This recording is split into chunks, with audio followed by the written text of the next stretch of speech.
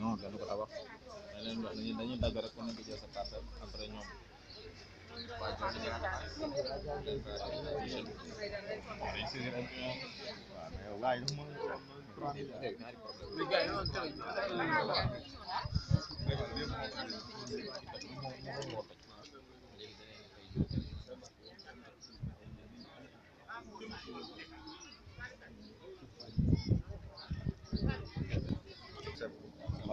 waaye baax na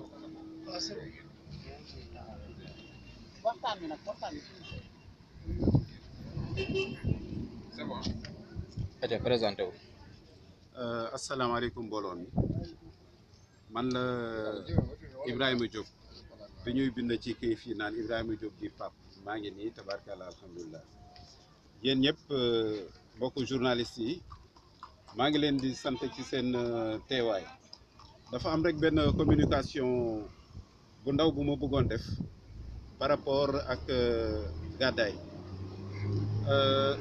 waa ji nga xamante ne bi nag moom la ñu seqal muy Babacar Fall certes Ndiobène ñun suñu famille ñoo ko jaayoon ci biir 99-52 bi nga xam te ne bi 14 hectares et quelque la ñoo ko jaayoon ku ñuy wax Babacar Fall ñu ngi ko ci jaay 9 hectares mu des quasi 4 hectares 50 4 hectares yi ca des nag moom la ñu joxoon yi nga xamante ne bi mooy collectif bu gàddaay ñoom ci wàll boobu lañu taxawee te ñu am ci droit bu wér a wér autorisation de CDI mu ngi ak ñun li nga xamante ne bi mooy baay bi mu ngi ak ñun lépp lu mu ci mënti doon ci wàllu njaay mu ngi ak ñun demoon nañu ci yoon nag mais sant yàlla alhamdulilahi rabbil alamin ba léegi ñu ngi topp yoon parce que yoon la ñu xam ndax gëm nañu ne li ñu joxe yëpp ci yoon la tegu te loolu la ñu vérifié ñu ngi sant yàlla bu baax a baax yéenewuñu kenn safaan yéenewuñu kenn dara li ñu bëgg daal mooy yàlla suñu borom bi tabaraka wa taala feeñal dëgg ci kaw askan wépp ci yoon boobu la ñuy dox te tamit ba tey mbiru tribunal ñun ñaanuñu ne yàlla na ñu yàlla suñu borom ba defal ndam déedéet dañu ne yàlla na yàlla suñu borom ba feeñal dëgg yàlla na yàlla suñu borom ba feeñal dëgg loolu la ñu wax yàlla na yàlla suñu borom ba feeñal li nga xamante ni bi moom mooy dëgg may yëkkati sama loxo ndijoor billaahi wallaahi taalaahi jëluñu alalu kenn dugguñu ci alalu kenn suñu alalu bopp moom la ñu yor te waa collectif bu gàddaay man mii maa leen jox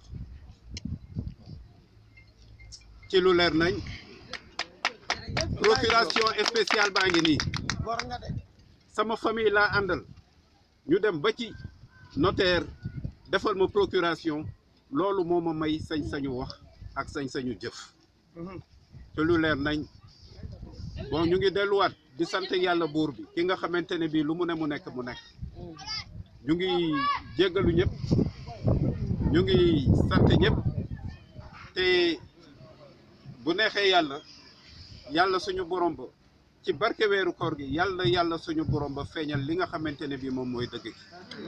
moo def ci français ah. bon li nga xamante ne bii tamit mooy mbiru justice ga ñu nekk am nañu confiance ci suñu justice su réew bàyyi nañ leen ak lépp ñu ngi toog di xaar boobu léegi ñu ngi. J'essaye de m'exprimer un peu en français pour éclaircir aussi ce que je viens de dire. Bon, justement, depuis 2013, bon, on est en litige avec monsieur Babacar Fall sur ce site du titre foncier numéro 9952. Bon, il s'agit de 14 hectares 500 quasi. Ce qui est sûr et certain, bon, nous sommes les propriétaires de ce site. Alors, à monsieur Babacar Fall, on avait vendu 9 hectares. Et il nous restait 4 hectares et demi. Alors, sur ces 4 hectares-là, moi, je les avais attribués aux membres du collectif de Gadaï. Alors, depuis lors, on a eu des litiges à travers Babacar Fall et nous. Nous sommes au tribunal. On a confiance à la justice sénégalaise. Nous sommes derrière eux. Et j'espère que Dieu, le Tout-Puissant, Dieu le Tout-Puissant rendra justice, Inch'Allah Rabbi. Donc vous confirmez que c'est la famille Diop qui détenait 950. Oui, oui, je confirme. C'est le propriétaire de la famille Diop. Le dossier est là. Le dossier est là. C'est bien, c'est écrit, noir sur blanc. Ça, c'est le bail. 9952, ça appartient à la famille Diop. Et c'est vous le mandataire de la famille? Je suis le mandataire de la famille Diop, légitime. Et voici aussi le procuration spéciale. Ça vient du notaire directement. Ma famille m'a accompagné chez le notaire et ils ont fait la procuration. J'ai tous les dossiers ici en main. D'accord. Ouais. Ibrahima Diop di Pape.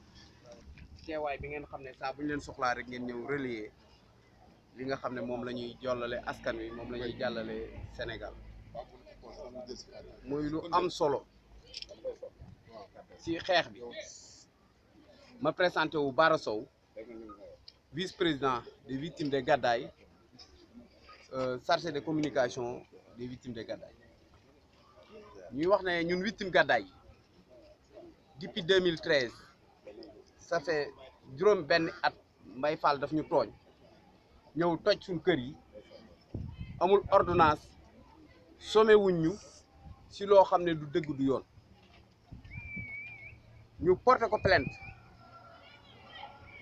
tribunal ñu gagné ko première instance gagné ko deuxième instance amoon na si autorité yu ñu demoon muy si président Macky Sall mu boole ñoo son directeur de cabinet ñu dem si gouverneur dem si préfet dem si sous-préfet dem si ministre de l'intérieur ñu ne nañ leen may ba état du Sénégal ba justice du Sénégal addu ba pare comme boobaa léegi justice Sénégal addu nañ vraiment bëgg nañoo duggaat ci sunu moomeel tabax sunuy kër parce que injustice bi si njëkk a am mooy ñun li ñu dédommagé fii teguwul si yoon man sama kër rek defoon naa si 12 millions ñu jox ma 7 millions et quelques am na ñoo xam ne tabaxoon nañ ba kuule dédommagé wuñ leen am na ñoo xam ne aussi génn nañ àdduna bàyyi fi seen i kër mu toll si juróom-ñeent nit tey dañoo wàcce kaamil ñaanal leen si weeru.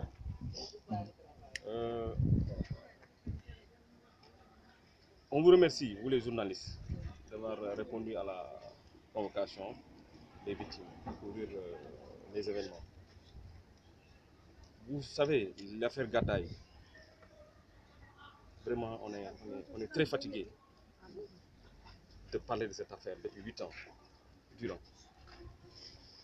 Nous avons eu 2 jugements en faveur au détriment de Babacar Fall, à la cour d'appel tout dernièrement et la première instance. Maintenant, les victimes de Gadaye sont très fatiguées, ils veulent rentrer dans leur fond, ils veulent rentrer dans leur terrain pour construire leur maison. Nous avons été reçus par le gouverneur de Dakar, qui représente l'État du Sénégal. Et jusqu'à présent, après notre rencontre, il n'y a pas eu de suite par rapport à ça. Ils nous avaient promis de régler l'affaire, de nous donner des bails individuels pour qu'on puisse construire nos maisons. Mais jusqu'à présent, l'affaire tarde à se régler au niveau de l'État du Sénégal. Nous interpellons maintenant à travers le gouverneur l'État du Sénégal pour qu'il règle définitivement la situation. Parce qu'on est très fatigué. Le deuxième aspect, c'est que les dédommagements. Dans le deuxième jugement, on a constaté qu'il y a eu des manquements au niveau des dédommagements.